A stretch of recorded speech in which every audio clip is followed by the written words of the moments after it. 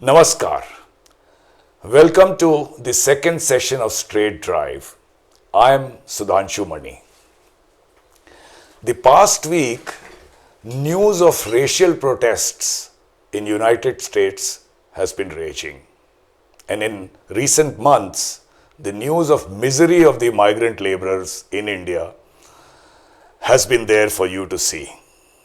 Today, we'll talk about these two issues, draw some parallels, and see what we can learn from these issues and also what really remains to be done.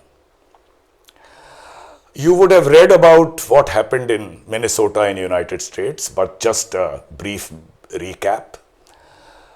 George Floyd, an African American employee of a nightclub, went to a grocery store and the store owner called the police suspecting that he was using a fake $20 bill.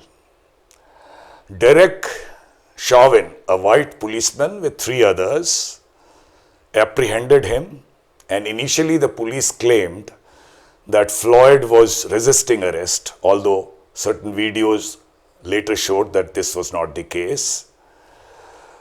A very disturbing video came to light which showed that the policeman, Chauvin, kneeled on the neck of Floyd for 9 minutes, resulting in his death. This caused widespread anger and people came to streets in Minnesota. It also turned violent and destructive when a police station was burnt in Minnesota. Soon the protest spread to many cities in USA.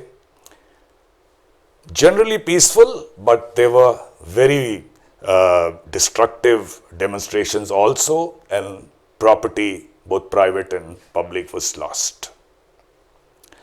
Their president, Donald Trump, who's known to pander to the racial feelings in US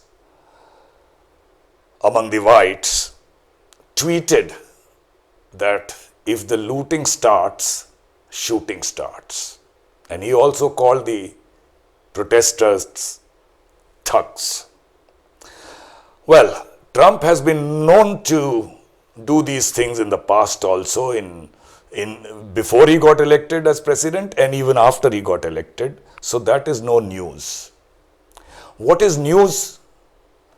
That the police commissioner of Houston, where certain protests had taken place, said that Mr. Trump, if you don't have anything constructive to say, keep your mouth shut.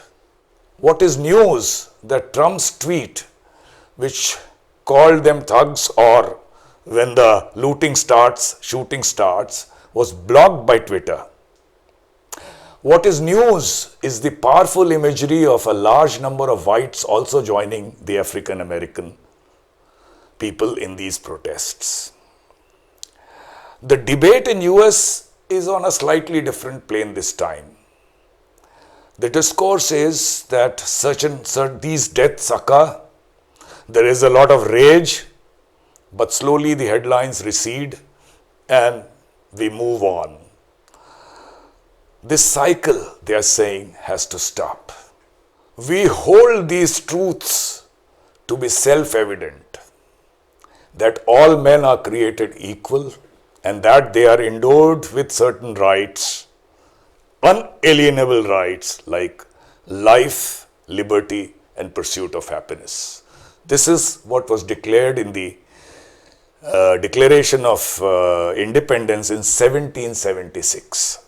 Well, some say it was more pragmatism and less liberty and so on, but that's a different debate. What I'm trying to say is that 250 years back, this principle of liberty for all took roots in US, but it took another 90 years before slavery was actually abolished. It took another 150 years before women were allowed to vote, and that too only white women. It took almost 200 years in 1965 that universal suffrage also came into being in the US. This has been a long progression. Compare it with us in India. Our story of an attempt to build a free and fair society started about 70 years back with our independence. There was a strong support by the government in the politics. Still, we have a long way to cover still. These principles of liberty helped people like Elizabeth Stanton, Abraham Lincoln, and Martin Luther King to derive power and move towards more liberty in the United States. In India, our effort to build a free and fair society, a liberal society, started with our independence 70 years back. This came in with strong government support. It came in with strong presence in politics. And still in 70 years, we have moved only a short distance. We have to go a long distance still. Why am I talking of what happened in the United States and what's been happening in India recently in the same breath? Is it correct to compare the two? What I'm trying to build up here is that there has been a lot of empathy. And I've seen so many tweets from very famous people in India standing in support with Black Lives Matter, which is all right. There's no gainsaying that we must have sympathy for whatever is happening all around the world.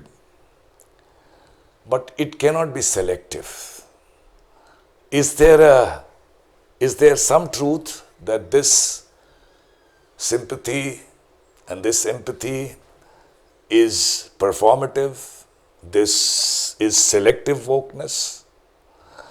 Have we seen a similar level of indignation for the happenings in the country? The imagery of what happened to the migrant laborers is so strong in our views, but did we see a similar level of sympathy for them? Were we indifferent to their plight? Do I notice some hypocrisy, some double standard here? Are we shaken in a similar manner against killings of people, especially the lower caste people? Do lynchings in the country disturb us in the same manner? Police brutality, the daily indignation, the daily denigration of the underprivileged in our society, which we witness every day. That's the subject I want to talk about today. There is a scale of affirmative action to uplift the downtrodden in both the countries. In India, the affirmative action is in the form of quotas and reservations for lower caste people. It has definitely brought them up to some extent, but you must remember that even Baba Sahib and Ambedkar, when he talked about caste, not so much about upliftment of the lower caste people, but he had talked about annihilation of caste. This caste feeling is a menace which has to be driven out from our mindset, from our society. In USA, the affirmative action is more in what the society does for it. It's not legislated. It is not by law. It is through outreach programs of universities, corporations, and other organizations to empower the minorities to join the so-called mainstream. Please remember, I have nothing against the quota and the reservation system. I'm not trying to say that this system needs to be demolished, not at all. I'm talking about the reforms which the society must bring about. I'm also not making it political. Although I gave example of what happened to the migrant laborers, I'm not trying to make it about the happenings in the recent past. I'm talking about the past 70 years and what the society has failed to do so far. Genuine empathy is not a zero sum. Sympathy for whatever happened in the US and empathy for whatever is happening among us, the violence amidst us, is not mutually exclusive. So a comparison is not reductionist. We are all educated, well-to-do, we all benefit from the power structure. But the imagery of what the lower caste people or the migrant laborers have to go through is what should begin to disturb us. We should be motivated more and more to bring out these issues in the open, talk about it, so that the society itself is sensitized and takes positive action towards this. I'll briefly talk about this book, Sapiens by Yuval Harari. In this book, he says that since the cognitive revolution started, say some 50, 60,000 years back, the Homo sapiens have a dual reality. One is the objective reality of what you see in front of you, like landscapes, the animals and so on. But a more powerful reality is the imagined reality, and that's the reason the human beings are ruling the world today. Now this imagined reality is about, say, religion, countries, nations, organizations, and so on. And one of the imagined realities is human rights. One of the imagined reality is equality. Now this may sound manufactured, but today we are the dominant species on the earth because of these manufactured beliefs. It is time that this constructed belief that all men are equal has to be brought to the fore and strengthened more and more. We have to construct this new imagined reality. We have to keep repeating it till it becomes a powerful force instead of perfunctory sympathy or lip service. See, the caste system in India is so all-pervading since the ancient times. There were conversions to Islam and Christianity later, but even that did not help. It perhaps cemented it, and the system continues.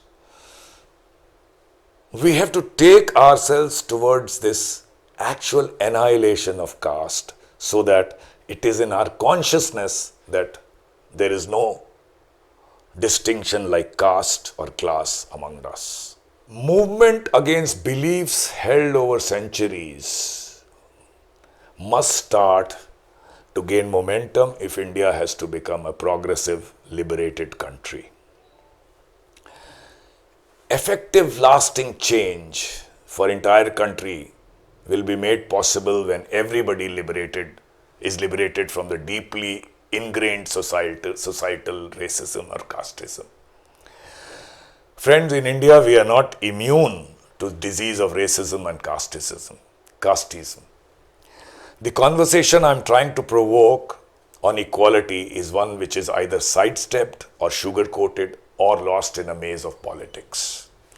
It is difficult, but a conversation we need to have with our children, our neighbors, our co-workers, our classmates, our leaders, our community. And this conversation must start today. Thank you very much.